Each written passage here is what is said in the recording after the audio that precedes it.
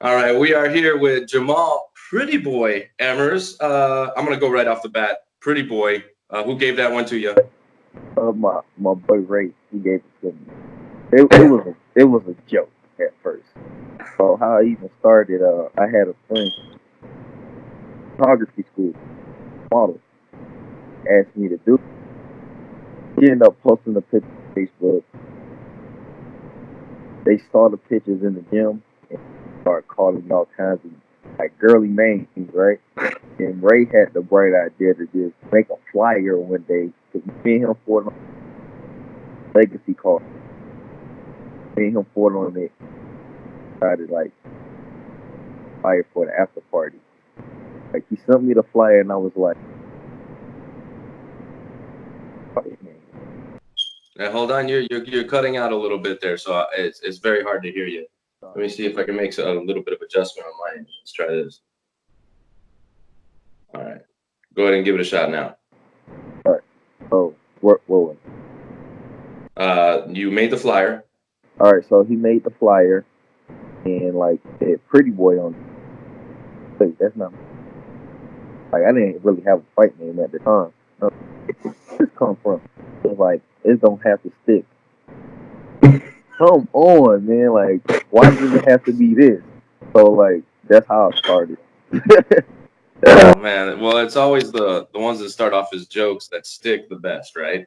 Yeah, yeah. Okay. Well, I was kind of hoping that like maybe it was a girl and she's like, "Oh, he's my pretty boy," or maybe mom's or something, But a gym joke is a much better story. A much better Yeah. story, actually. All right. Well, you got a fight coming up here this Friday, if I'm not mistaken. Yeah, you got a fight coming up with Rafael Barbosa. Last time we saw this guy with LFA, he was taking out a top contender in what was the kid's name? Well, shit, I can't really remember that guy's name right now because I'm looking at you. I'm not looking at him. But he took him out in pretty devastating fashion, and then he took a loss over at Future FC. So he's back over here with LFA headlining against you. What does this guy do that we need to keep an eye on? Well, he has pretty good timing. Good karate stylist. He has quick feet. Um, Other than that, not much else. I saw him work off the ground way better down than him. Brown belt. Other than like karate blitz, is got a good. He throws a nice right hand. And Okay, okay. And how have things been in preparations leading up to this fight? The camp been like has it been a crazy camp, a pretty chill camp? How would you describe the way this camp has gone? I think it's been a pretty chill camp. It's like getting all the way. Brandon Hastings. Been doing karate for one of his friends is Raymond Daniels actually. He competed with high level guys his whole life, so he came in. Okay. I think having him come and help me will help prepare me for whatever the guys. Okay. Okay. Um, so you're coming off 3 wins straight. Your last loss was in the Contender series. Any goals to get back there if they do it again this year? Yeah, if they do it again this year, I don't have no problem taking. I don't think that's gonna be next. Okay. I'm pretty sure with this win, it's like can't not anymore. I can't like hard not to. Beat Bellator one. Okay. All right. So we're still having a little trouble hearing you, but I'm making out most of what you're saying. I don't know if it's a mic issue or what, but so after this win, you're pretty sure that one of the big organizations is going to scoop you up. Yeah, I'm pretty sure that will happen. Okay. See, you came in crystal clear right there. So whatever the change was, it worked. I just put the phone a little closer. Yeah, it might be not picking up on your mic. All right. These things happen. These things happen. So again, the 3-fight win streak. You're open to the idea of a contender series if you need to, but you're pretty confident one of the big shows is going to come a calling. And is there a preference on a big show? Because I've heard people say it's only the UFC. That's all I care about. And then I got a lot of fighters saying, you know, whoever. And a lot of people are giving one a lot of love. So like I'm open to fighting any big show. You know, Bellator having that $1 million Grand Prix, the featherweight. So Australia, $1 million sounds good to me. Hell yeah. I'm here to make some money. I'm a prize fighter. Yeah. I'm not just here to just fight, you know, trying to set myself up. So wherever it is after this fight, wherever it takes me, I'll be happy to go. Okay, now what about an organization like PFL? There is rumors that this is going to be their last season, the 2020 season, but they got $1 million prize at the end of that year. Down for that too. Anyway, I can get $1 million or close to $1 million, I'm fine with that. Okay. Well, definitely, money is very enticing. Money is very enticing, especially when you've been at it as long as you have. I believe you made your debut back in 2012. Yeah. That's a long time to be fighting. Yeah. You know what I mean? That's a long time to be fighting. And what a lot of people don't understand is you're not just, you know, fighting 3, 4, 2 times a year. You're fighting in the gym. You know what I mean? That's where most of the damage takes place is really it's in the gym. You get your injuries from there. You know, you put in a hard day of sparring and you got to recover. You get a cut. You got to take time off. You know, you roll your ankle. There it goes. You know what I mean? So what I want to ask you is there like a time you can recall where you did something in the gym and immediate was like, I shouldn't have done that. I should not have done that. I like this question. Huh. I like it because I see the wheels turning. Like, which story do I give them? Well, I injured myself pretty bad. I'll probably say the first time I ever sparred really. So, like, I've been safe up until that point. Like, the very first time I sparred, I sprained my ankle. Oh shit! Like, I've probably been training for maybe 2 or 3 months at this time. Okay.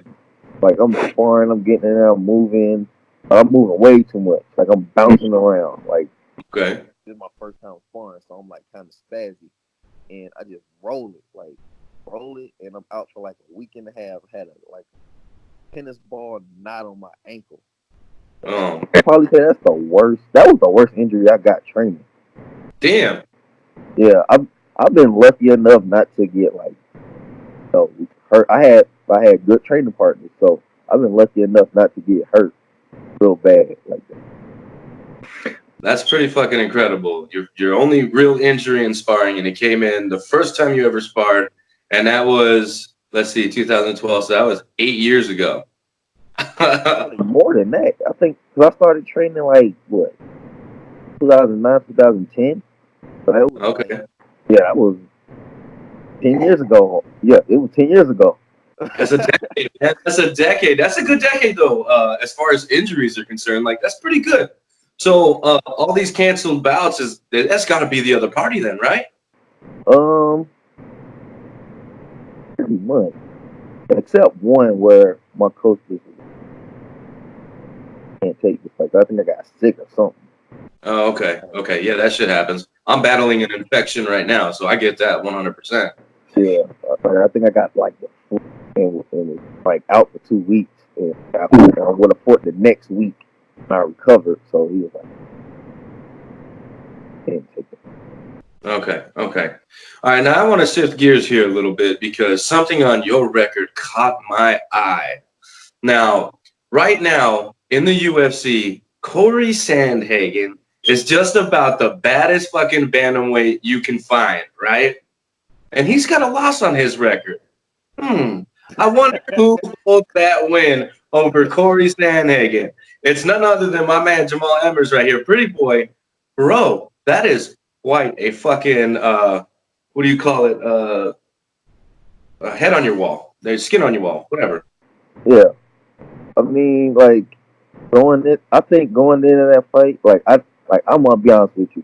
Before I even went into that fight, people was asking me and telling me about who this guy is, and he's like one of the top guys in Colorado, and I was like, I've even heard of him before. I never heard of him. Like, in all honesty, because I really didn't follow Colorado fight scene like that.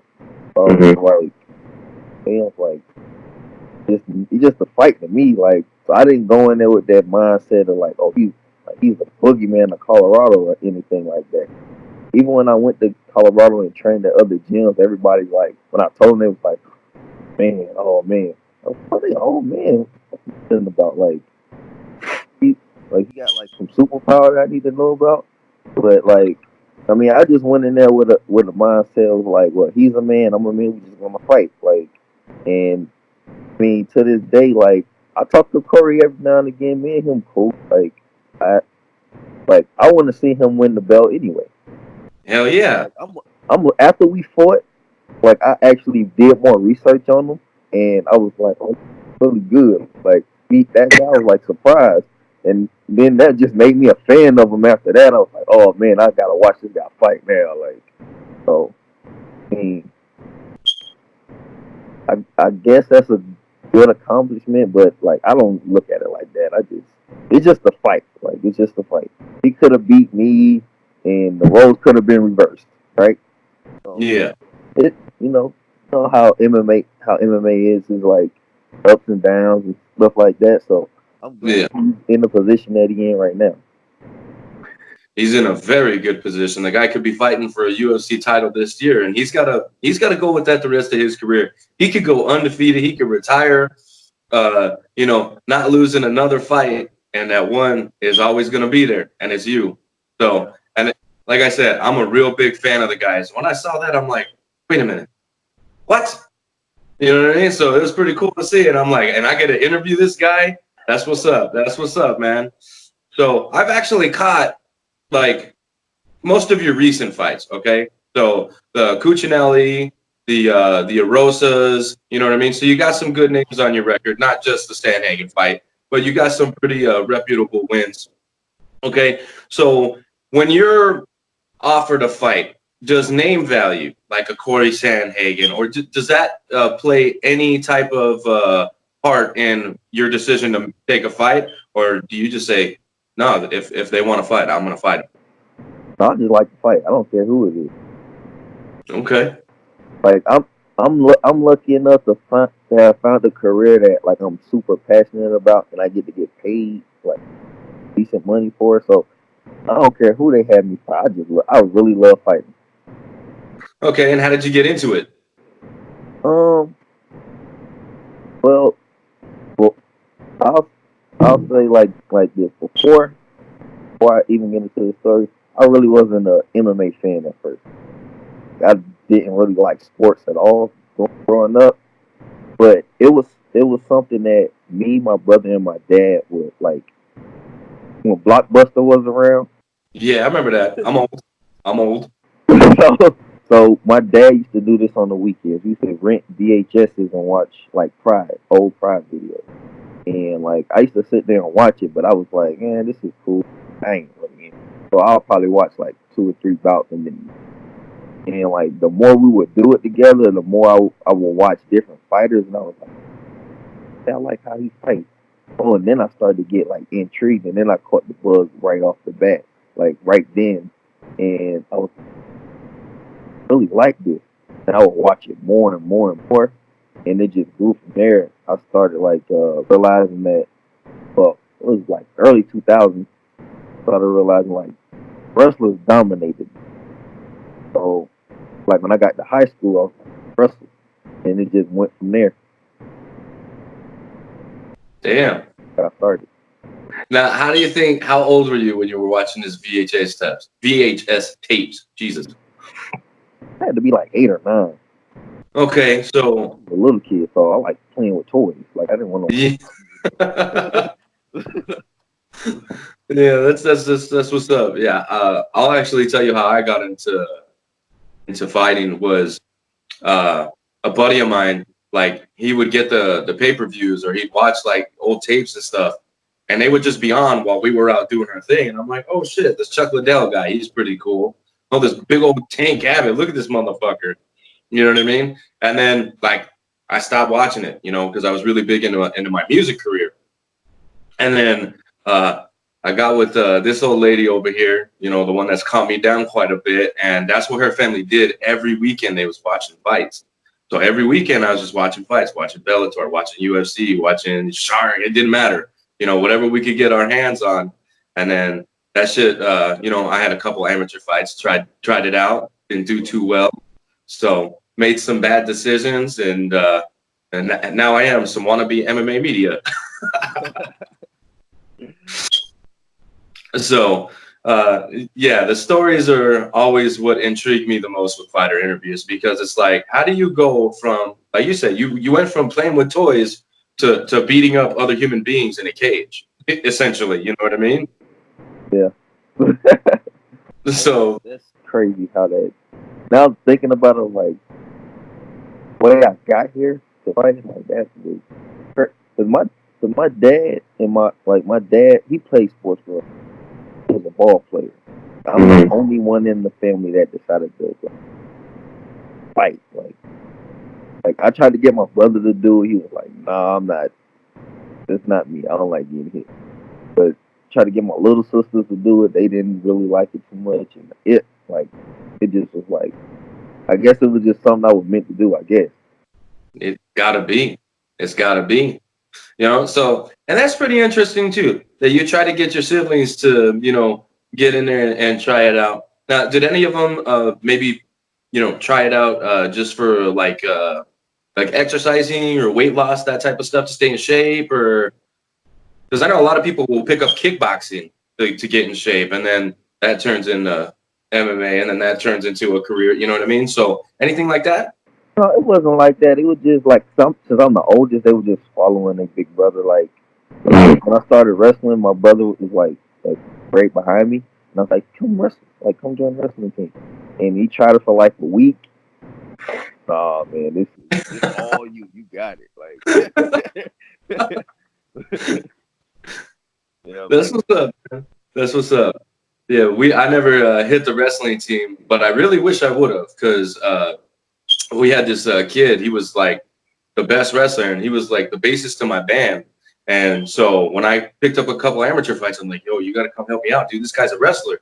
And so he'd come and try to take me down. I'd stuff his takedowns. And then when we fucking roll around on the ground, like, I'd hold him down, and he's bigger than me. He's heavier than me. So I'm just like, man, I wish I'd have started sooner, because like I have natural skills on the ground. On the feet, I look like an idiot. Oh my God, you should see me on the feet. Man, you ever want to laugh sometime, we'll spar, and I'll show you a fun time.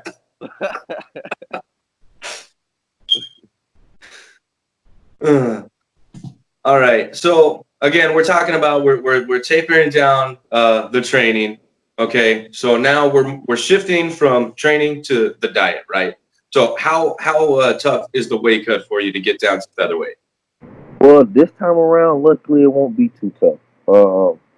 I'll say for the past week and a half, I've been floating around like 57, 50.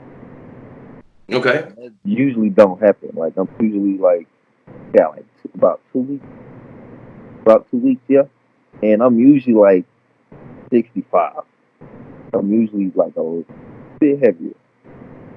I'll probably say like the past week and a half, like I've just been like the weight just been coming off. Like I'm doing a lot of different things, like tinkering with my diet now, and it's like, oh, this is working. This diet, what I'm doing now is what's working for me. I figured out. I got the recipe now. I feel great. Like I have energy.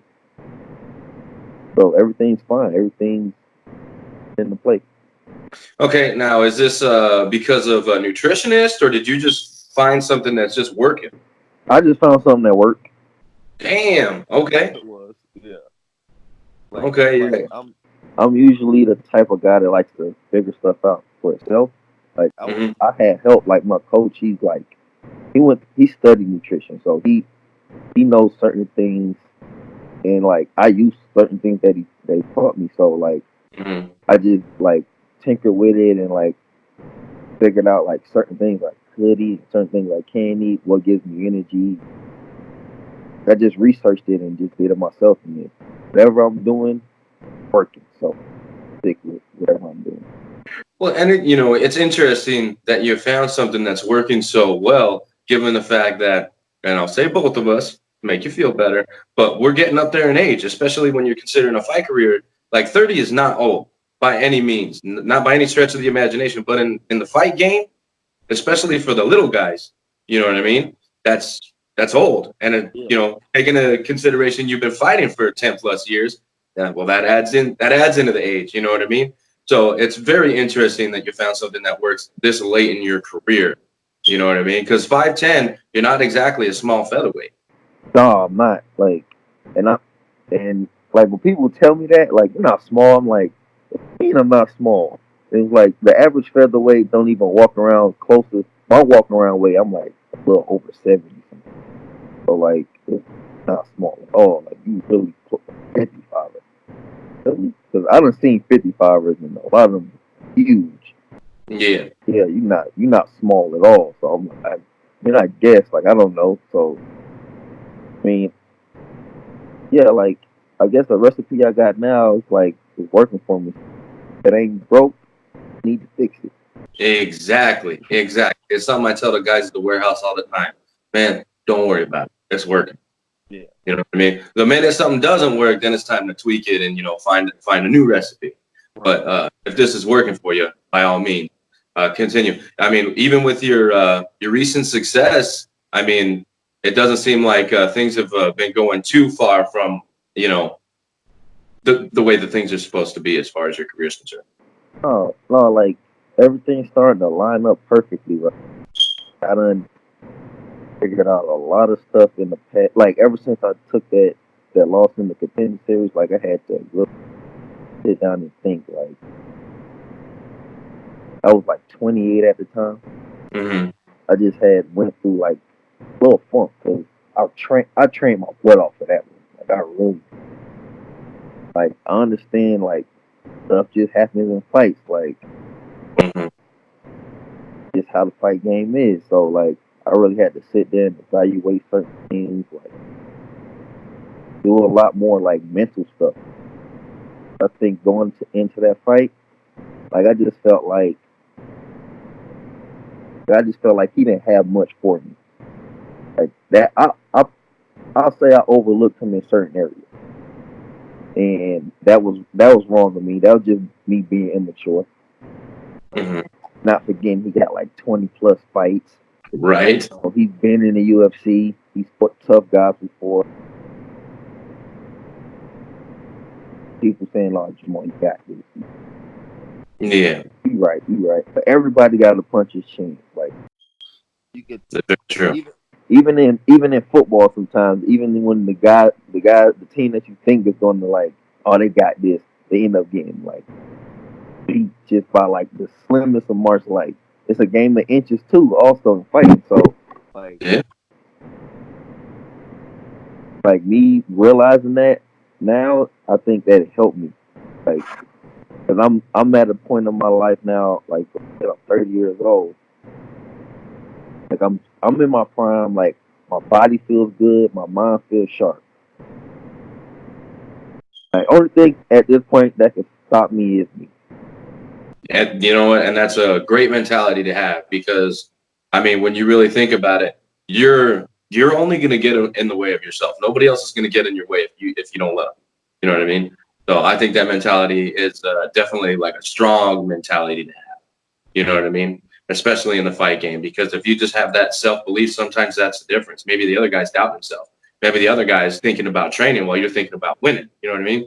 Like there's a difference. He's thinking about, how a sparring session went leading up to the fight. And you're just thinking about, okay, cool. After I beat this dude, they shove a microphone in my face and I'm calling out the big organizations. Right. Now, that'll lead me into my next question. When you win, they shove that microphone in your face. Is there a call out? I don't know. It might be. It might be. Like when I win, do I really need to call them out? Like what else do I need to do? Paint myself red and write organizations on my body? Like what? Like like I'm here. Hello. So I don't think I'm gonna need to do anything. I think my performance speaks for itself. Okay, and do you see yourself finishing Barbosa? Because in your current run right now, they're all finished, man. Yeah, of course I see myself finishing.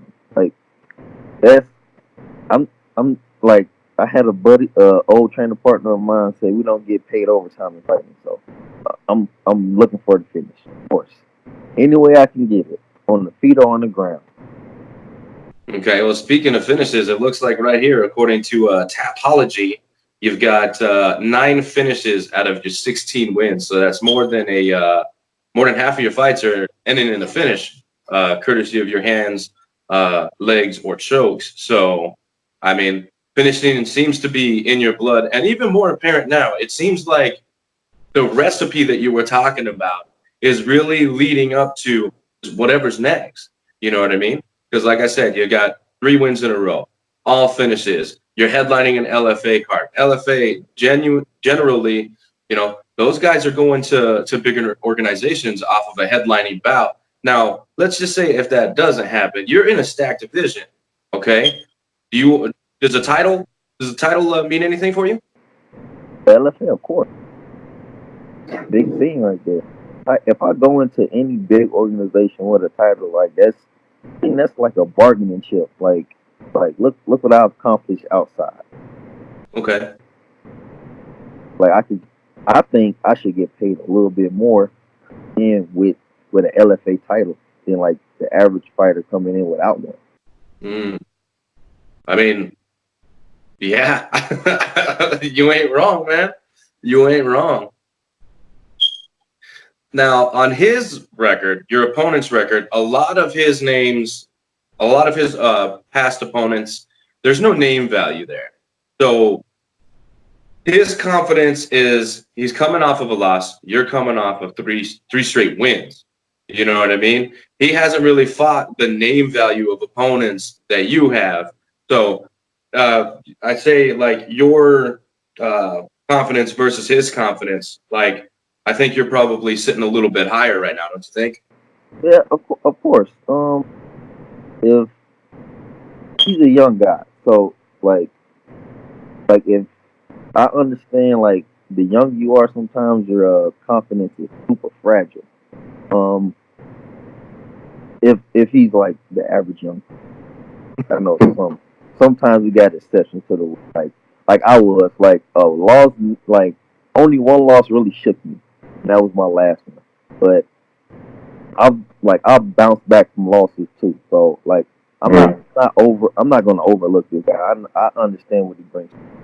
So, even coming off a loss, even the guys he fought, like I mean, it's all like fights is pretty much reps. Like I mean, like he's fought guys, like not no big names or anything, but he still got those reps in. So like I'm still not gonna overlook the guy, even him coming off a loss. I would say that probably make him more dangerous because he got to redeem himself. True. So, and that's also one of those things where you don't know how the loss is going to affect him, because it was a split decision loss in a future FC against a smaller, like your body type compared to the Nogueira that he fought. Yeah. You know what I mean? It's a stark contrast. You know what I mean? So he's got a new body type he's got to train for. He's got a guy that's on a hot streak. He's fighting another veteran. So I think he's got a lot on his plate. And I think for you, it's all just about focus. Am I wrong? Right, you completely right. I just got to stay focused, which I'm mature enough to do now. Like it's like even through this camp, I had like people were like, "Oh, let's go hang out, let's go do this." I'm like, "Nah, I'm not about to do that." Like I got like I could see the light at the end of the tunnel. Like I'm There you there. go. it's like I'm almost there. It's like I can't just like get sidetracked with like stuff that I can do later. You know. Yeah. So I've been just staying focused, staying disciplined, listening to my coach. Like he always, like my coach Jake always looked out for me. Always. Like I remember when I first moved to California. Like he was like, I'm gonna get you to the UFC." Told me this, and like everything that he said, like it's like I don't know, it's like fortune teller or soothsayer or something. Like he can just whatever he says is it happened. Like everything he says, and like it's starting to happen now. And I'm like, what the heck? This is crazy. So like I'm just believing whatever he tells me. Like I just really been into it. Like he the reason why I'm the fighter I am today. Like earlier in my career, I would say like I was being God, so I was a better athlete.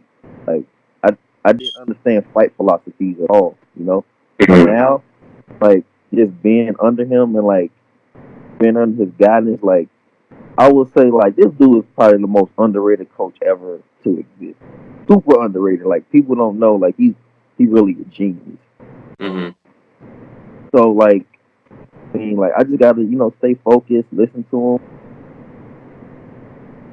just keep doing what I'm doing and it's I just can't be denied anymore or it has to happen. So it's just a matter of time. Well, I think belief in your coach is going to translate to belief in yourself. Because if you really believe what this guy is saying, you know what I mean, that you're going to get better just from that.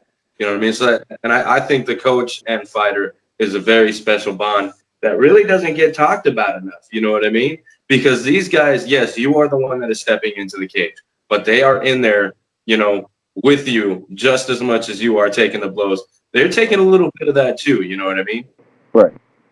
I think even for a coach, like they probably gotta work a little harder because they're not fighting at all. Like you're fighting, they got a game plan, be away from their family. Like they really gotta be in it with you. Like every step of the way, it's not just like yes, it's a selfish sport at the end of the day, but it's like man, like my coach had to give up.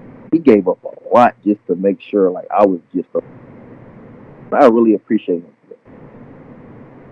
Again, like I said, it's you saying he's an underrated coach. It's an underrated profession, man. You know what I mean? Because you really like who's getting all the glory? 9 times out of 10, it's the fighter. You know what I mean? So they're not in it for themselves. They're in it for their fight.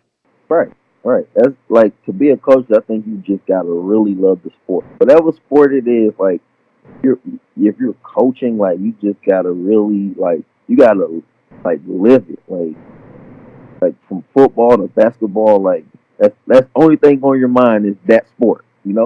So like being a coach is like a selfless job. Like Yeah, I never really even thought about other sports. You know what I mean? Because I watch a little bit of football, but not a whole lot. My Packers are almost there. Thank you very much. But like, yeah, to be a coach in any sport, you really gotta love it. You gotta love the sport. You gotta love your athletes. I mean, like I never really thought about it that way. So you kind of, you're teaching me something over here. See, you can learn something. But let's talk about after fighting. After your fighting career is over, right? You got years left. But what do you see yourself doing? mm, I've been thinking about doing a lot of different things. Like I see a lot of fighters going off in like commentary, acting, Hmm. coaching, like opening up businesses. Like Hunter and like I see Jorge Masvidal got like a liquor. I'm like, man, that's not a bad because people like to drink. So Uh-huh.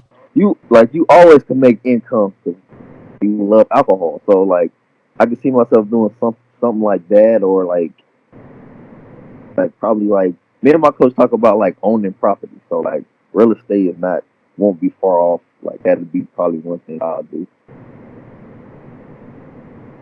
Yeah, like we'll see. We'll see. You know, I still got time to think about it. So I'll probably say maybe in 2 or 3 years you'll probably see me starting to do different things as my fight career taper down. Okay, and have you given yourself a timeline? I actually have maybe 5 or 6 years. Okay. I still want to be able to count my money. I know some fighters stand. Staying it too long.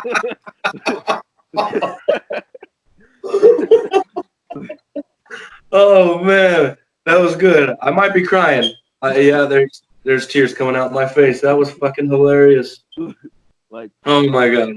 Thank I don't you. want nobody to count my money for me, you know. So I'm gonna stand there as long as my body and my mind lets me. Like, but 5 or 6 years is my probably my stop. This is a first. I've never cried during an interview, man. This is that was pretty good. That was pretty fucking good. Okay, so you said 5 or 6 years. So that'll put you about like 35, 36, somewhere in there. And you said you got some ideas. You're talking about maybe some real estate, opening up some businesses. You know what I mean? So that tells me that you're cognizant of there is a window, for this sport as far as like physicalities and stuff. And then that shows that you're paying attention. You're knowing that after fighting, there's something else. So you don't strike me as the type of guy that's going to go in, capture a UFC title, maybe lose a few and then stay in the cage too long, a la BJ Penn or something like that. You kind of strike me as a guy that's got his head on his shoulders and he knows what's next. Yeah, of course I know what's next. Like I have relatives that play professional sport. Dad, he plays professional sport, and I see like okay, like just from them watching them, and I see like okay, you only could do this for so. Yeah. Like everybody won't be a Floyd or a Manny Pacquiao fighting in their like that's just like that doesn't happen all the time. Like it'd be cool if it did. Like if I was able to do that, of course I'll keep fighting. But if not, like I'm cool with walking away from it. I understand like I gotta live the rest of my life. Yeah. Like not even half of my life. I haven't even been doing this half of my life. Well, I have been doing this half of my life now. But I know it's like the rest of my life, I could live to be 80 years old and then that's just a fraction of my life. I was a fighter at one point. So like yeah, I just learn from other people's experiences. So yeah, like I think like me focusing on that, yeah. So I think me focusing what I'm trying to get I forgot where I was. Like yeah, so just watching other people that I've known that did sports and seeing what they did after sports, like give me a good idea or a good measuring stick, I guess. There you go. yeah. Okay. Well, if you can't measure them, just pick up the stick and beat them with it, right? All right. Little stragglers there. But yeah, so definitely you also might want to think about comedy because, I mean, if you're making me cry over here, that means you're funny. That means you're funny. If you think I'm funny, I got a buddy used to fight in the UFC, Willie Gates. Mm-hmm. That dude's hilarious. Oh my god, he does stand up comedy now. Like he's hilarious. He's a guy you should look out for if you want to laugh. There you go. So yeah, I mean, I don't really have any more questions for you, and you gave me a really good interview. I'm happy that we were able to connect, and I'm looking forward to getting another one in. So you're gonna finish Barbosa here at LFA 81 that takes place January 31st at Costa Mesa, California. And let me see if I can get the arena, the hangar, and yeah, okay, so we'll just stick with that, the hangar, because that's too much for me to read or say. The main event, LFA 81, Barbosa. You're gonna take him out. What round? Maybe first or second. Okay. And then when they put on the shirt, it's gonna say "Big Leagues, I'm coming for you." Right? That's how we're gonna do it. Yeah, it says "Big Leagues, I'm coming for you." That way they all know they're on the hit list. Yep. The plan. All right, man. So before I let you go, I would like to give you as long as you want to thank training partners, coaches, friends, whoever sponsors. So you got the floor, man. Take it away. Okay, first of all, I'd like to thank my parents, of course, because without them, I wouldn't be here. Literally. My coach, Jake, all the guys at CSW that's helped me out to cross train with them. My boy Darion Caldwell is fighting on the 25th, so shout him out. Yes, sir. Punch Gunk, my manager K at KO Reps, Orion. My chiropractor, that guy, love that guy. Dale at Active Life Chiropractic. He's one of the reasons why like my body's not broken down. My gym Pinnacle, of course, you know, everybody that trains me out of there. My strength coach, Coach Durant. Brothers and sisters, aunts and uncles, friends.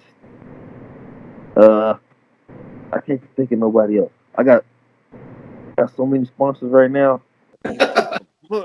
But all my sponsors, you know who you are. There you go. And that's it. That's all I can think of right now. All right, well, like I said, man, it's been a lot of fun. I look forward to watching you fight Barbosa in the main event of LFA 81. I'll be catching you on this boy right here. You know, that screen right there. That's my LFA TV now. So you'll be on USC Fight Pass, where man, they've been getting a lot of eyeballs. You know what I mean? So there's going to be a lot of people that if they don't know who you are, they're going to find out on the 31st. Most definitely.